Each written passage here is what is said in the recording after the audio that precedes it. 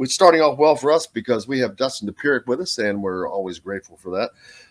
Purdue, man, they are running college basketball right now. They're at the top, 13-0. They play again tonight, taking on a tough Rutgers team, but they're at home. Doug asked a good question a minute ago. Who do I expect to hand Rutgers or Purdue their first loss? I'm like, I have to look at their road schedule because it's not coming tonight at home, I don't think. Not that Rutgers is not capable of winning. It's just I don't see them doing that at West Lafayette. It's they play pretty until somebody can really handle Zach Edey.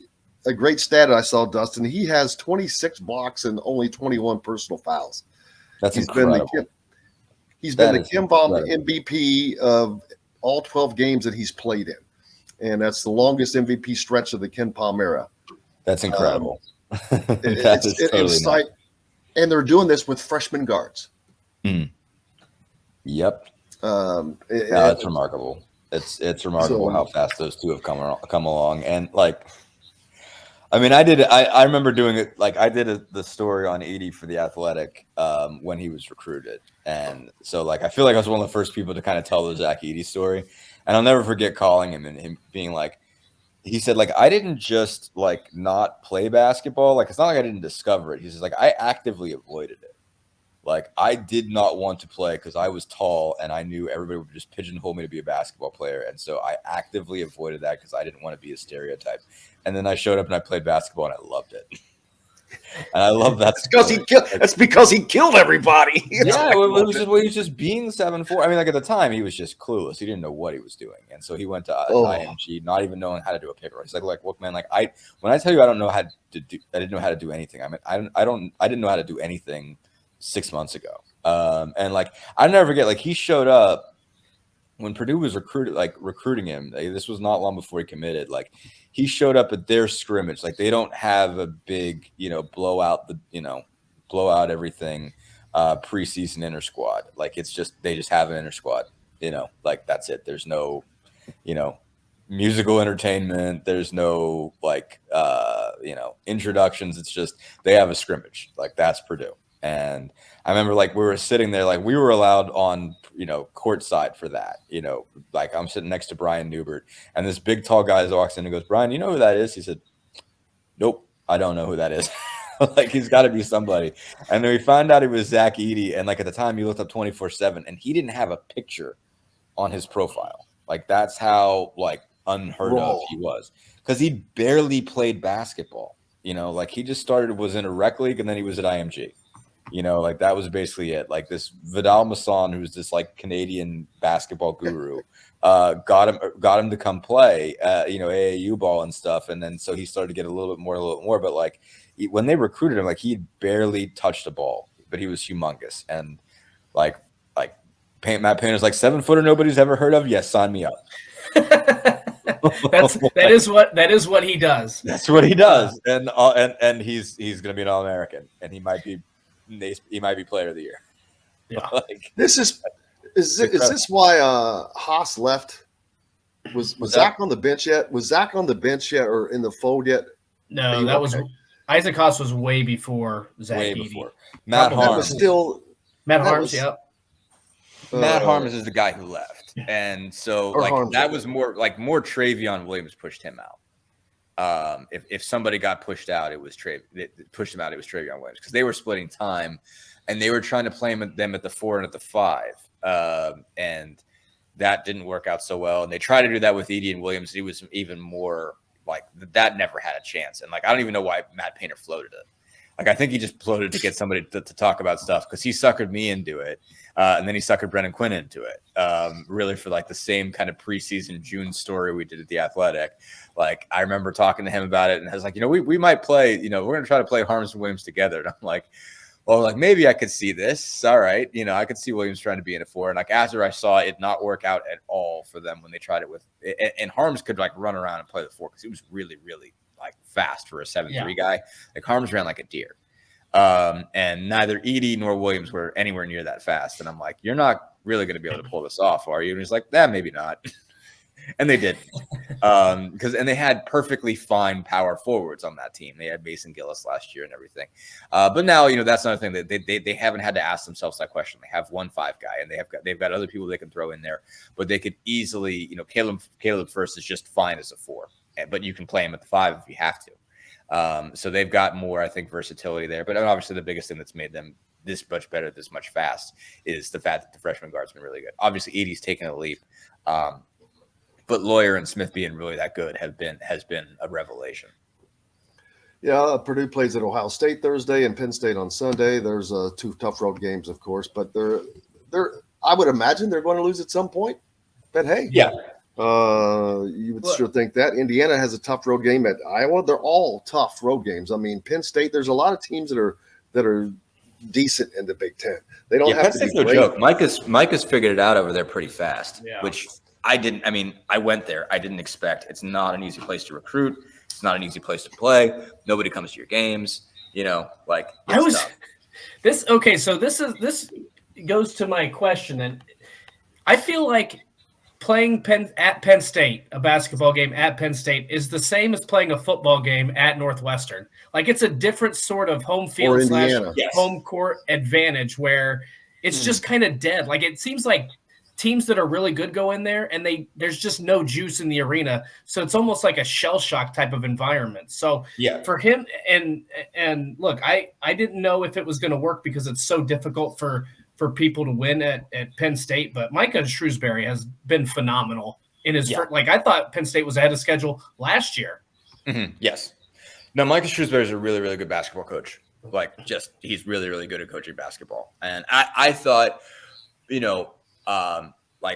my issue was I don't know if he's going to be able to recruit there, because he has no ties out there. And, and he is, this is a stupid thing to say, but he is, getting a lot of this done with guys that were already there. Yeah.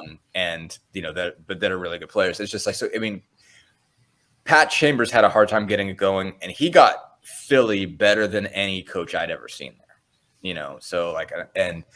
I was there, the year I covered them was the year after they went to the Sweet 16 in 2001 with the Crispin boys.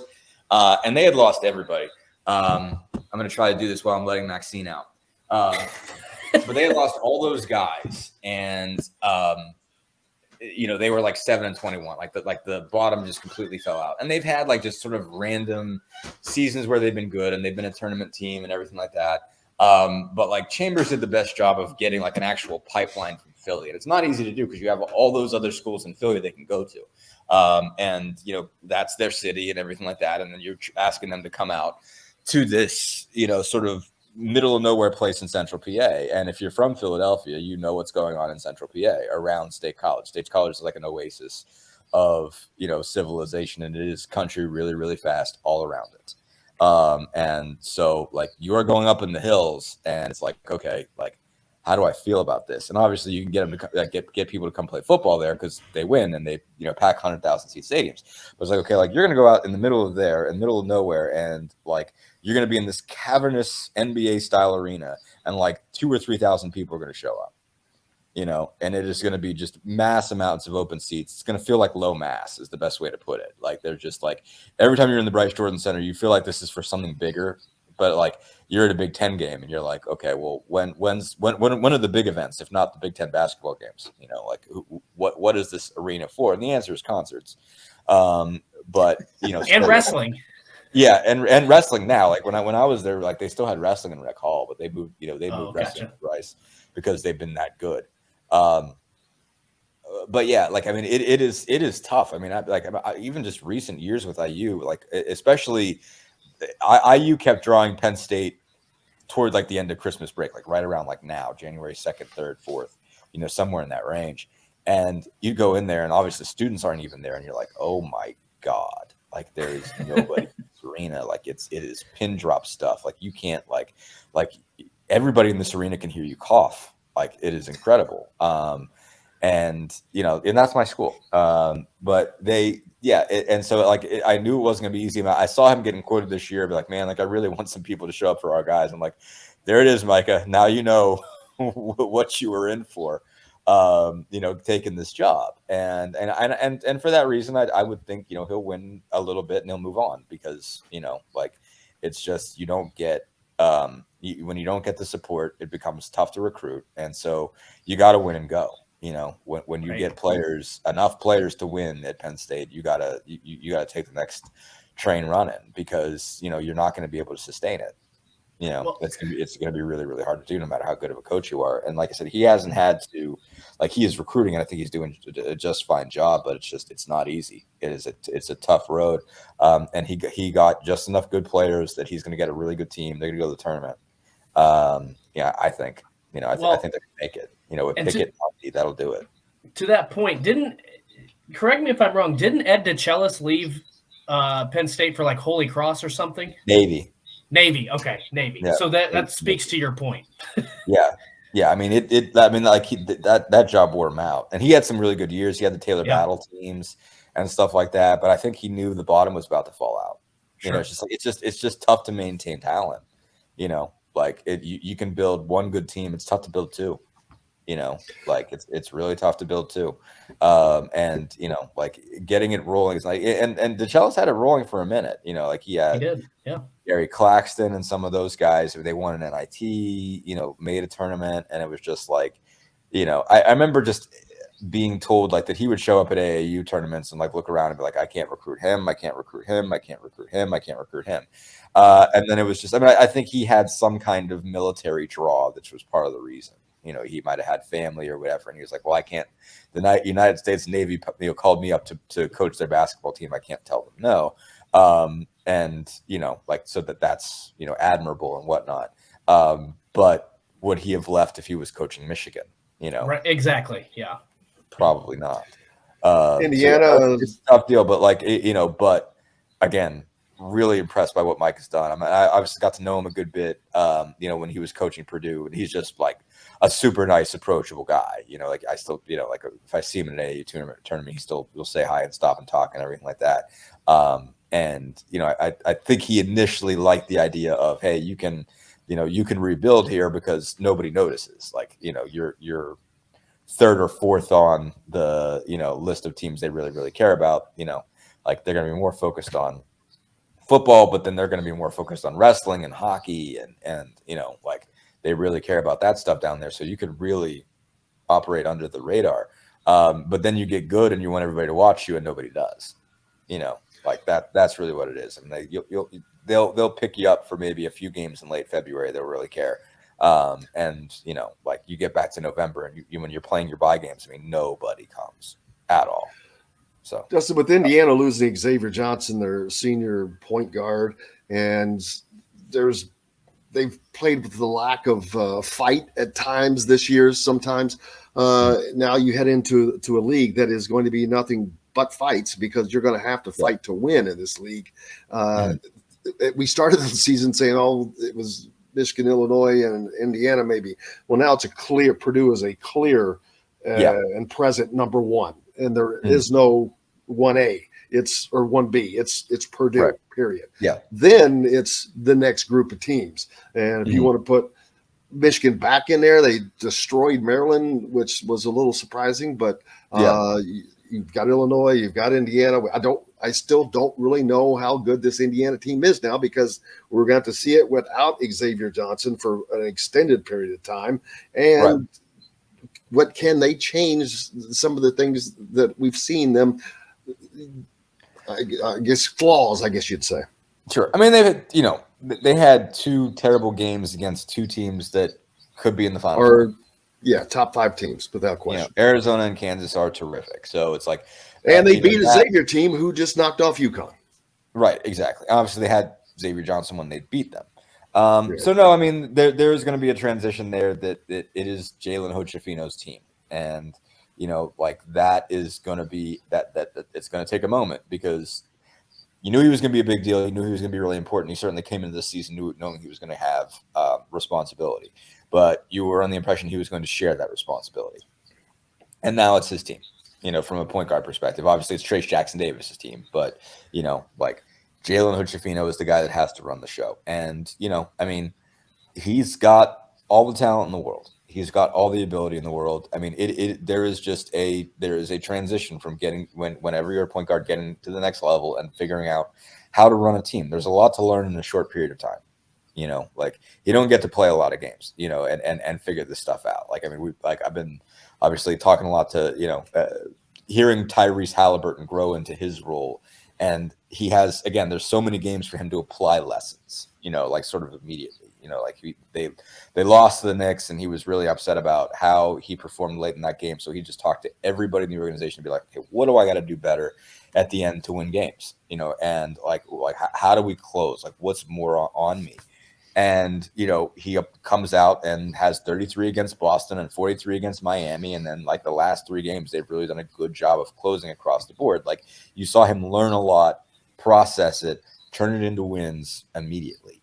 So, you know, Jalen Hood-Schifino has got some lessons, like, you know, like really 2 games against nobodies since Xavier Johnson got hurt. And then he's had like 2 weeks to sit and think about it. You know, and so it's like, okay, like what does he learn? What can he apply? You know, I mean, he's going to pick it up. I think he's going to be really good. It's just a question of, you know, are there going to be some losses in between there? Does that set you back in terms of where you end up seated in the tournament, all that kind of deal? I think he's going to be good. I think they're going to be fine. The question is, what's fine? You know, are they a 5? Are they a 6? You know, like, I mean, I think I thought at the beginning of the season they were a 4 seed, and right now that's probably what they are if you play the tournament today. But obviously, you can find yourself losing a couple games you're not supposed to lose as your freshman point guard figured out what, you know, how he's supposed to operate, because he doesn't just have to run the offense. He's got to be, you know, right now the top perimeter scoring option. You know, him and Bates, and basically. Yeah, and then Chris mentions Galloway is going to have to start shooting the ball and score. Yes. I don't disagree with that. He's shown that he does have that capability. He gained some confidence, hitting some big shots, and he's definitely going to have to continue in that route. But it's time for him to do that anyway. It's time to grow up. So I mean, like, I think that's it has been time for some time for, you know, like, he's valuable just being the energy guy that Trey Galloway is and has always been. But if you want him to be, you know, take the next step as a player, the shot's got to go in. But I think Tamar Bates has to start, right? Like, are we all I'm on that train. I am too. I've been on that. Yeah.